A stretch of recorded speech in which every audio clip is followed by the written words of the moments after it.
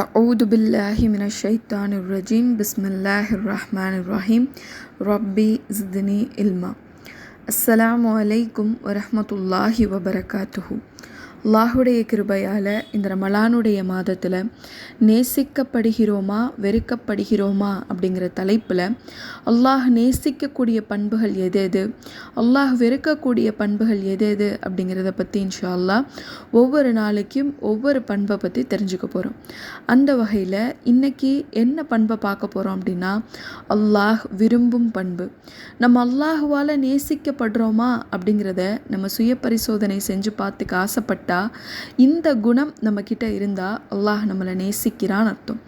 அல்லாஹ் தன்னுடைய திருமறை குரானில் சூரா ஆல இம்ரானுடைய 76வது வசனத்தில் சொல்லும்போது சொல்கிறான், இன்னல்லாஹ யுஹிப்புல் முத்தகீன், அல்லாஹ் தனக்கு அஞ்சி நடப்பவர்களை நேசிக்கின்றான். அப்போது நம்மளுடைய ரப்பு முத்தகீன்களை, தக்வா உடையவர்களை நேசிக்கிறேன் அப்படின்னு சொல்லி தன்னுடைய திருமறை குரானில் சொல்லி காட்டுறான். தக்வா அப்படின்னா என்ன? தக்வா அப்படிங்கிற வார்த்தைக்கு அதனுடைய மொழி ரீதியான அர்த்தம் பார்த்தோன்னா தற்காப்பு. தனக்கு ஏற்பட போகிற தீங்கிலிருந்து இல்லை தனக்கு ஏற்பட போகிற பெரும் ஆபத்திலிருந்து தன்னை பாதுகாத்து கொள்றதுக்கு தக்வா அப்படின்னு பொருள். இதை நிறைய நேரங்களில் நம்ம எப்படி அர்த்தம் கொள்கிறோம்? அல்லாஹ் தக்வா உடையவர்களை நேசிக்கிறான் அப்படின்னும் போது இரையச்சம் உடையவர்கள் அல்லாஹ் நேசிக்கிறான்னு சொல்லி இந்த தக்வா அப்படிங்கிற வார்த்தையை பயத்தோடு நம்ம அப்படியே ஒப்பிட்டுறோம். பயம், அல்லாஹுக்கு பயப்படுறது அப்படின்னு. ஆனால் இந்த வார்த்தைக்கு நிறைய அறிஞர்கள் நிறைய விதமான விளக்கங்களை கொடுத்து அதனுடைய பொருளை நமக்கு உணர்த்துறாங்க. உமர் ரலியல்லாஹு அன்ஹு கிட்ட கேட்கப்படுது தக்வா அப்படின்னா என்ன அப்படின்னு. அப்போது உமர் ரலியல்லாஹு அன்ஹு சொல்கிறாங்க, ஒரு முள் நிறைந்த பாதையில் நீங்கள் நடந்து போகக்கூடிய சூழல் வந்தால் நீங்கள் எப்படி நடப்பீங்க அப்படின்னு சொல்லி கேட்குறாங்க. அப்போது அவங்க சொல்கிறாங்க, என்னுடைய ஒவ்வொரு பாதத்தையும் நான் பார்த்து பார்த்து எடுத்து வைப்பேன், என்னுடைய ஒவ்வொரு அடியையும் நான் பார்த்து பார்த்து எடுத்து வைப்பேன், என்னுடைய ஆடையும் என்னுடைய பாதமும் முட்களால் காயப்பற்றக்கூடாது, அதில் எந்த சிதைவும் ஏற்படக்கூடாதுன்னு நான் பார்த்து பார்த்து நடப்பேன் அப்படின்னு சொல்லி சொல்கிறாங்க. அப்போ உமர் ரலியல்லாஹு அன்ஹு சொல்கிறாங்க, இதுதான் தக்வா. அல்லாஹுவை நோக்கி பயணிக்கக்கூடிய அந்த பாதையில் அல்லாஹுக்கு கோபத்தை தரக்கூடிய, அவனுக்கு அதிருப்தி ஏற்படுத்தக்கூடிய விஷயங்களை செய்யாமல் கவனமாக பயணித்து போகிறது தான் தக்வா அப்படின்னு உமர் ரலியல்லாஹு அன்ஹு சொல்கிறாங்க. இன்னும் பாருங்கள், இப்னு அப்பாஸ் ரலியல்லாஹு அன்ஹு சொல்லும் போது சொல்கிறாங்க, அல்லாஹ் என்னை பாவம் செய்யும் நிலையில் பார்த்துடக்கூடாது, நான் பாவம் செய்யும் மனிதனாக என்னுடைய இறைவனுடைய பார்வையில் தெரிஞ்சிடக்கூடாது அப்படின்னு நினைக்கிற எண்ணம் தக்வா அப்படின்னு சொல்லி சொல்கிறாங்க. தல்க் இப்னு ஹபீப் அப்படிங்கிற அறிஞர் சொல்லும் போது சொல்கிறாங்க, அல்லாஹுடைய வழிகாட்டுதலின்படி அவனுக்கு கட்டுப்பட்டு நடப்பது, அவனுடைய கருணையின் மீது ஆதரவு வைப்பது, அவனுக்கு பிடிக்காத விஷயங்களை அவனுடைய வழிகாட்டுதலின்படி அவனுக்காக விட்டு விலகுவது தான் தக்வா அப்படின்னு சொல்லி சொல்கிறாங்க. அப்போது முழுக்க முழுக்க தக்வா அப்படிங்கிறது என்னென்னா ஒரு அக விழிப்புணர்வு. எப்பையும் நம்மளுடைய உள்ளம் ஒரு விழிப்பான நிலையிலேயே இருக்கிறது. எதை பற்றின விழிப்புணர்வு அதுனா, என்னுடைய இறைவனுடைய அன்பு என் மேலே குறைஞ்சிடக்கூடாது, அல்லாஹுடைய அன்பு என் மேலே கம்மியாயிடக்கூடாது அப்படிங்கிறது தான் அந்த விழிப்புணர்வு. அப்போது தக்வா அப்படிங்கிறது வெறுமன இரையச்சம் கிடையாது. அல்லாஹுடைய அன்பு குறைஞ்சிடக்கூடாது அப்படின்னு கவலைப்படுறது, அப்படின்னு பயப்படுறது தான் தக்வா. அப்போது அல்லாஹுடைய அன்பு குறையக்கூடாது அப்படிங்கிற பயத்தோட நம்மளை நாமளே தீமைகளிலிருந்து பாதுகாத்துக்கிறதும் அல்லாஹுடைய அதிருப்தியிலிருந்தும் கோபத்திலிருந்தும் பாதுகாத்துக்கிறதும் தான் தக்வா அப்படின்னு சொல்லப்படுது. இப்படிப்பட்ட தக்வா உடையவர்களாக நம்ம இருக்கோமா? இரையச்சம்னு சொல்லும்போது அல்லாஹ்வுக்கு நம்ம பயப்பட தானே செய்கிறோம் அப்படின்னு தோணலாம். ஆனால் அதனுடைய ஆழமான அர்த்தம் உணரும்போது இத்தகைய தக்வா உடையவர்களாக நம்ம இருக்கோமா? நம்மளுடைய ஒவ்வொரு நாள்லையும் அல்லாஹுடைய அன்பு என் மேலே குறைஞ்சிடக்கூடாது அப்படிங்கிறத பற்றி நம்ம கவலைப்படுறோமா? அல்லாஹ்வோட தண்டனை வந்துடக்கூடாது அப்படிங்கிறதுக்கு பயப்படுறோமே தவிர, இந்த ஒரு செயலை நான் செய்கிறேனே, இதனால் என் ரப்பு என்னை நேசிப்பானா இல்லை என் மேலே இருக்க நேசத்தை குறைச்சிருவானா, நான் இப்படி ஒரு தீமையான ஒரு செயல் செஞ்சிட்ருக்கேனே, என்னுடைய ரப்பு என்னை பார்க்கும்போது நான் எப்படிப்பட்ட மனிதனாக அவனுடைய பார்வையில் தெரிவேன், ரொம்ப இழிவான மனிதனாக தெரிவனோ, ரொம்ப பாவம் செய்யக்கூடிய அடியானா தெரிவனோ அப்படிங்கிறத பற்றி நம்ம என்னைக்காவது கவலைப்பட்டிருக்கோமா? அப்போது இத்தகைய தக்வா உடையவர்களை தான் அல்லாஹ் நேசிக்கிறேன் அப்படின்னு சொல்லி சொல்கிறான். இந்த தக்வா உடைய மனிதர்களுக்கு அல்லாஹுடைய நேசம் கிடைக்குது. இந்த நேசத்தினால அவங்களுக்கு என்னென்னலாம் அல்லாஹ் கொடுக்குறான்னு பாருங்களேன். அல்லாஹ் தன்னுடைய திருமறை குரானில் சொல்லும்போது சொல்கிறான், இன்னல் முத்தகீன ஃபி மக்காமின் அமீன், பயபக்தி உடையவர்கள் நிச்சயமாக அச்சமற்ற இடத்தில் இருப்பார்கள். இந்த தக்வா உடையவர்கள் உலகத்தில் வாழும்போது ஒவ்வொரு நாளும் இப்போ அல்லாஹுடைய அன்பு தம் மேலே குறைஞ்சிடக்கூடாதுங்கிற பயத்திலேயே வாழ்ந்தாங்கல்ல, அதுக்கான கூலியா அல்லாஹ் அவங்களுக்கு என்ன தரான் அப்படின்னா, அவங்க அச்சமற்ற இடத்துல இருப்பாங்களாம். இம்மையிலையும் சரி மறுமையிலையும் சரி கவலை இல்லாத பயமில்லாத ஒரு இடத்துல அல்லாஹ் அவங்கள வச்சுருப்பான். இன்னும் இவர்களுக்கான கூலியா அல்லாஹ் தன்னுடைய திருமறை குரானில் சொல்லும்போது சொல்கிறான், இன்னல் முத்தகி ஃபி ஜன்னாத்தி வ உயூன், நிச்சயமாக பயபக்தி உடையவர்கள் சொர்க்கத்தின் சோலைகளிலும் நீரூற்றுகளிலும் இருப்பார்கள். இந்த உலகத்தில் அவங்க அல்லாஹ்வுக்காக ஒவ்வொரு இன்பத்தையும் தவிர்த்துக்கிட்டாங்க இல்லையா? இந்த இன்பம் இது அல்லாஹ்வுக்கு கோபத்தை ஏற்படுத்திடுமே, அல்லாஹ்வுக்கு என் மேலே உள்ள அன்பை குறைச்சிருமே அப்படின்னு சொல்லி இந்த உலகத்தில் அவங்க எல்லா இன்பங்களையும், ஹராமாக வரக்கூடிய இன்பங்கள் எல்லாத்தையும் அல்லாஹ்வுக்காக விட்டு விலகி இருந்ததுனால நாளைக்கு மறுமையில் அவர்களுக்கான கூலி என்னன்னா, ஸ்வர்க்க சோலைகளிலும் நீரூற்றுகளிலும் அவங்க இருப்பாங்களாம்.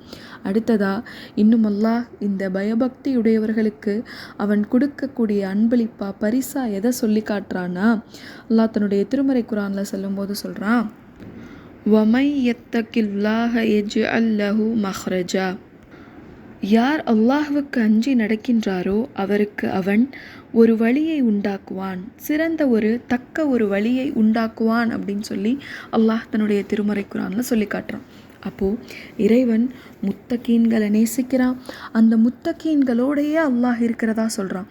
அவங்களுக்கு அச்சமற்ற இடத்தையும் சுவன சோலைகளையும் நீரூற்றையும் இன்னும் அவங்களுடைய எல்லா பிரச்சனைகளிலிருந்தும் எல்லா இக்கட்டுகளிலிருந்தும் வெளியேறுவதற்கான, சுவனத்தை நோக்கி போகுவதற்கான தக்க வழியையும் அவங்களுக்கு உண்டாக்குவேன் அப்படின்னு சொல்லி சொல்கிறான்.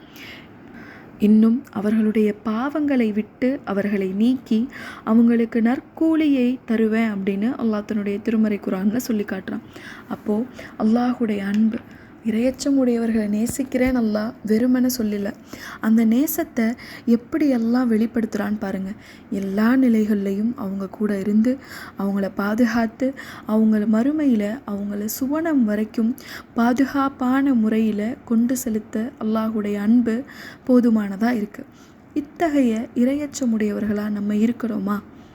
இல்லை அப்படின்னா அதை நம்ம எப்படி உயர்த்திக்கிறது? இந்த ரமலானுடைய மாதமே நம்ம இரையச்சம் உடையவர்களாக நம்மை மாற்றிக்கொள்வதற்காக தானே அல்லாஹ் அருளியிருக்கான். அல்லாஹ் ரமலானை பற்றி சொல்லும்போது அப்படி தானே சொல்கிறான், யா அய்யுஹல்லதீன ஆமனு குதிப அலைக்குமுஸ் ஸியாம் கமா குதிப அலல்லதீன மின் கபலிக்கும் லஅல்லகும் தத்தகூன். நம்பிக்கை கொண்டோர்களே, உங்களுக்கு முன்னிருந்தவர்கள் மீது நோன்பு கடமையாக்கப்பட்டது போலவே உங்கள் மீதும் நோன்பு கடமையாக்கப்பட்டுள்ளது. இதன் மூலம் நீங்கள் இரையச்சமுடையவர்களாக மாறலாம். அப்போது தக்வா உள்ளவர்களாக நம்ம மாறணும்னு நினைக்கிறோம், ஆசைப்படுறோம். அல்லாஹ் நேசிக்கக்கூடிய அந்த பண்பு நமக்கு வேணும் அப்படின்னு நம்ம நினைக்கிறோம் அப்படின்னா அதை பயிற்சி பண்ணுறதுக்கு ரமலானை விட ஒரு சிறந்த மாதம் இருக்காது. ஏன்னா இந்த மாதத்தில் நம்ம வைக்கக்கூடிய நோன்புகள் நம்ம இரையச்சமுடையவர்களாக மாற்றுது. எப்படி நோன்பு நம்மளை இரையச்சமுடையவங்களாக மாற்றுது? நோன்புங்கிறது சாப்பிடாமலும் தாகத்தோடும் இருக்கிறது தான் அப்படின்னு நினச்சோன்னா நம்மளால் ஒருபோதும் இரையச்சத்தை அதிகரிச்சுக்க முடியாது. நோன்பு அப்படிங்கிறது எதுனா, அல்லாஹ்விற்காக ஹலாலான விஷயத்தை விட்டு விலகி இருப்பது. உணவும் நீரும் ஹலால் தான், ஆனால் அதை கூட அல்லாஹ்வுக்காக விட்டு விலகி இருக்கோம் அப்படின்னா அல்லாஹ் நம்மளை நேசிக்கணும், அல்லாஹ் நம்மளுக்கு அருள் செய்யணும் அப்படிங்கிற எண்ணம் தானே காரணம். அப்போது இந்த நோன்பு நேரத்தில் ஹலாலான பொருள்களை மட்டும் விட்டு விலகி இருக்காமல் அல்லாஹ் ஹராமாக்கியதை விட்டும் நம்ம விலகி இருக்கோம். ரசூலுல்லாஹ் சொல்கிறாங்கல்ல, நீங்கள் பசியோடும் தாகத்தோடும் இருக்கிறதால எந்த பிரயோஜனமும் இல்லை, எது வரைக்கும் தீய பேச்சுக்களையும் தீய செயல்களையும் நீங்கள் விடுகிற வரைன்னு சொல்கிறாங்க. அப்போ எப்படி ஒரு நோன்பு நம்ம ஹலாலான விஷயங்களில் இருந்தும் ஹராமான விஷயங்களில் இருந்தும் நம்மை விலக்கி கொள்றதுக்காக பயன்படுத்துகிறோமோ, நோன்பு நேரத்தில் பாருங்கள், பொய் சொல்ல அதிகம் பயப்படுவோம், புறம் பேச ரொம்ப யோசிப்போம், எங்கள் நோன்பு வீணாயிருமோ, அல்லாஹுடைய கோபம் வந்துருமோ அப்படின்னு சொல்லி. அப்போது இந்த நாட்கள்லையே இந்த நற்பண்புகளை நம்ம பயிற்சி பண்ணிக்கணும். பயிற்சி பண்ணி தக்வா உடையவர்களாக நம்ம மாறணும். அதுக்கான சில வழிமுறைகள் பாருங்களேன். தக்வா உடையவர்களாக நம்ம மாறுறதுக்கு முதல்ல அதை பற்றின கவலை நம்ம மனசில் இருக்கணும். அல்லாஹுடைய அன்பு என்னை விட்டு நீங்கிடக்கூடாது அப்படிங்கிற கவலை நம்ம மனசில் இருக்கணும். ரெண்டாவதாக, நம்ம செய்யக்கூடிய ஒவ்வொரு செயலையும் இது அல்லாஹுவுக்காக, இது அல்லாஹுவிற்கிட்ட என்னுடைய அன்பு அதிகரிக்குமா அப்படிங்கிறத யோசித்து பார்த்து பார்த்து ஒப்பீடு செய்து செஞ்சோம் அப்படின்னா நம்மளுடைய தக்வா அதிகரிக்கும். மூணாவது, அல்லாஹுவுக்கு கட்டுப்படுவதில் விரைந்து ஓடக்கூடிய மனிதர்களாக இருக்கணும். எந்த ஒரு அமலாக இருந்தாலும் அது அல்லாஹுவுக்காக செய்கிறேன் அப்படிங்கிற எண்ணத்தோடு அதை விரைந்து செய்யக்கூடியவங்களாக இருக்கணும். நாலாவது, தக்வாவை அதிகரிக்கிறதுக்கான வழிமுறை என்னென்னா, நம்மளுடைய நஃப்ஸை நம்மளுடைய கண்ட்ரோலுக்கு கீழே வச்சுருக்கணும். நம்ம நஃப்ஸுடைய கண்ட்ரோலுக்கு கீழே போயிடாமல் விரும்பும் போது நம்மளுடைய உள்ளம் ஒரு விஷயத்தை விரும்பிருச்சுன்னா அதை உடனே செய்யணும். நம்மளுடைய உள்ளம் ஒரு விஷயத்தை விரும்பிருச்சுன்னா அதை உடனே சாப்பிட்றணும். நம்மளுடைய உள்ளம் ஒரு விஷயத்தை விரும்பிருச்சுன்னா அந்த காட்சியை உடனே பார்த்துடணும். அப்படிங்கிற மாதிரி நஃப்ஸுடைய கண்ட்ரோலுக்கு கீழே நம்ம இல்லாமல் நம்ம நஃப்ஸை நம்ம கண்ட்ரோலுக்கு கீழே வச்சுக்கணும். நம்மளுடைய உள்ளம் ஆசைப்பட்டாலும் இது அல்லாஹுவுக்கு பிடிக்காது, அதனால நான் அதை விட்டு விலகி இருக்கேன். நம்மளுடைய உள்ளம் ஏங்கினாலும் இது அல்லாஹுவுக்கு பிடிக்காது, அதனால நான் இதை விட்டு விலகி இருக்கேன் அப்படிங்கிறத நம்ம பயிற்சி பண்ண ஆரம்பிக்கும்போது அல்லாஹ் நேசிக்கக்கூடிய தக்வா உடையவர்களாக நாமும் மாறலாம் இன்ஷா அல்லாஹ். இறுதியாக ஒரு துவாவோட இந்த நினைவூட்டலை நிறைவு செய்கிறேன். அல்லாஹும்ம இன்னி அஸ்அலுக்கல் ஹுதா வத்துகா வல் அஃபாஃப வல் கினா. என் இறைவா, நேர்வழியையும் இறையச்சத்தையும் கற்பொழுக்கத்தையும் தன்னிறைவையும் உன்னிடம் யாசிக்கிறேன். அஸ்ஸலாமு அலைக்கும் வரஹ்மத்துல்லாஹி வபரகாத்துஹு.